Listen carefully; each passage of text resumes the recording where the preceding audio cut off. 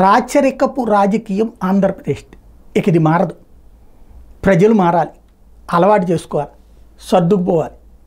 లేదంటే రాష్ట్రం విడిచి ఆడికన్నా పోవాలా, లేదా ఆడ బతకాలి.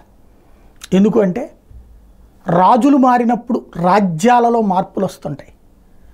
ఆ రాజుగారికి అనుకూలంగా ఉండే వాళ్ళందరినీ తొదముట్టించడము, దేశం విడిచి పారిపోయేలా చేయటము, ఆనవాళ్ళన్నింటినీ తుంచేయడము, నాశనం చేయడము.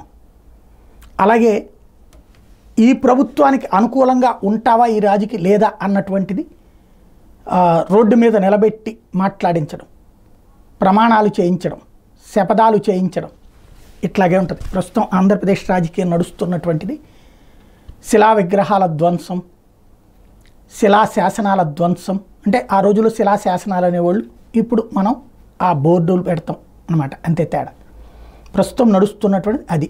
అలాగే ఒక వర్గం ఇంకొక వర్గాన్ని ఊళ్ళో వదిలి పొమ్మంటోంది, ఒక వర్గం ఇంకొక వర్గాన్ని అణిగిమణిగి ఉండమంటోంది, వ్యవస్థలన్నీ అణిగిమణిగి ఉండమంటోంది, తమ పని తాము చేయొద్దంటోంది.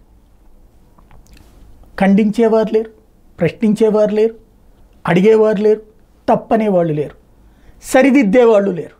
కాబట్టి ఆంధ్రప్రదేశ్ అన్నటువంటిది ఇక మారడం అనే కంటే కూడా నేను దాదాపుగా గత 2 సంవత్సరాల నుండి చెప్తానే వస్తున్నాను. ఇక ఆంధ్ర రాజకీయంలో అటన్నా ఉండు, ఇటన్నా ఉండు, లేదంటే దూరంగా ఉండు, ఇదే రాజకీయం. ఇక ప్రజలు దానికి సిద్ధపడక తప్పదు.